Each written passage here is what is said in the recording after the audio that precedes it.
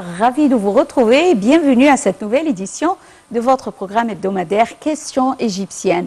Et l'édition d'aujourd'hui, du samedi 6 mai 2023, sera consacrée au dialogue national qui a regroupé les catégories de la société.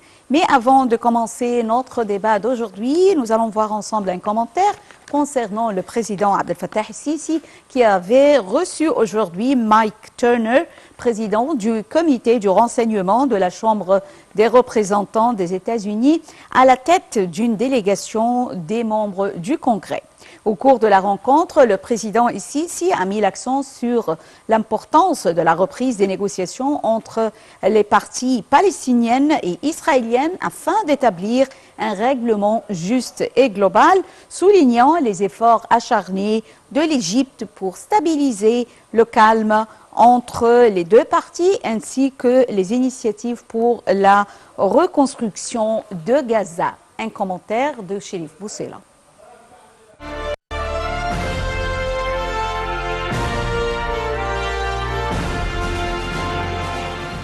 Le président Abdel Fattah el-Sisi a reçu samedi Mike Turner, président du comité du renseignement de la Chambre des représentants des États-Unis, à la tête d'une délégation de membres du Congrès. Au cours de la rencontre, le président el-Sisi a mis l'accent sur l'importance de la reprise des négociations entre les parties palestiniennes et israéliennes afin d'établir un règlement juste et global, soulignant les efforts acharnés de l'Égypte pour stabiliser le calme entre les deux parties, ainsi que les initiatives pour la reconstruction de Gaza. Le président Abdel Fattah el-Sisi a également affirmé que la paix juste et globale ouvrirait de nouveaux et larges horizons dans la région, à l'intérêt du développement et de la prospérité de tous les peuples. Le porte-parole de la présidence, le conseiller Ahmed Fahmi, a déclaré que la rencontre a abordé l'évolution des crises dont souffrent plusieurs pays de la région et qui menacent les fondamentaux des États. Le chef de l'État a également affirmé la position de l'Égypte sur les développements actuels au Soudan en ce qui concerne la nécessité d'un cessez-le-feu permanent et global et l'initiation d'un dialogue pacifique menant à l'achèvement de la voie de la transition. La rencontre a porté sur la solidarité et la durabilité du partenariat stratégique entre l'Égypte et les États-Unis.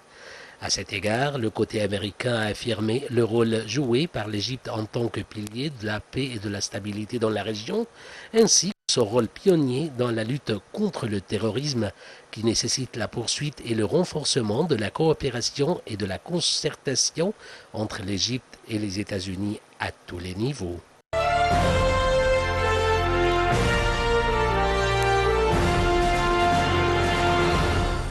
Au nom du président Abdel Fattah el-Sisi, le Premier ministre Dr Moustapha Madbouli a participé aujourd'hui à la cérémonie du couronnement du roi Charles III.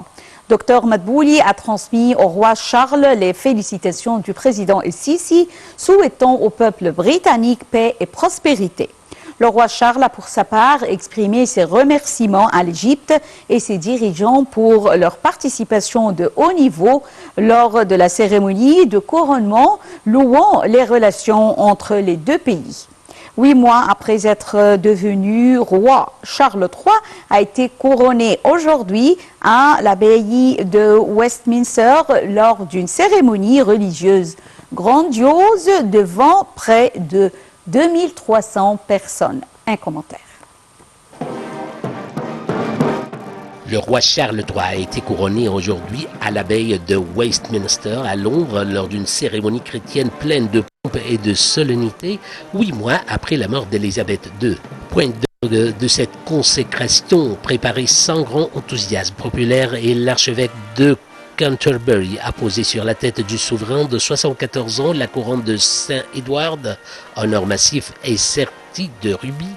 Vêtu d'une simple chemise en lin blanc, le roi avait peu avant reçu l'onction à genoux, protégé des regards par des paravents bordés, pendant que retentissait le fameux Zadok the Priest d'Andil.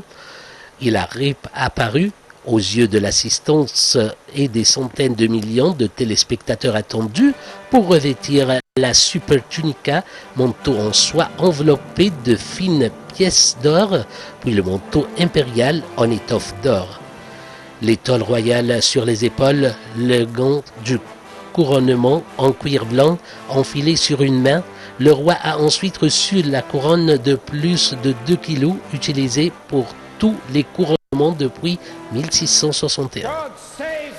God save the King, s'est exclamé l'archevêque de Canterbury, Justin Welby, premier dignitaire de la religion anglicane. Des trompettes ont retenti et des coups de canon ont été entendus aux 4 coins du Royaume-Uni ou tirés depuis des bateaux de la Royal Navy en mer. Son héritier William, agenouillé, ensuite prêté allégeance à son père. Camilla, 75 ans, a ensuite été bénie et couronnée. Après ce couronnement, des repas de voisinage et un concert à Windsor sont notamment prévus dimanche avant un jour férié, lundi.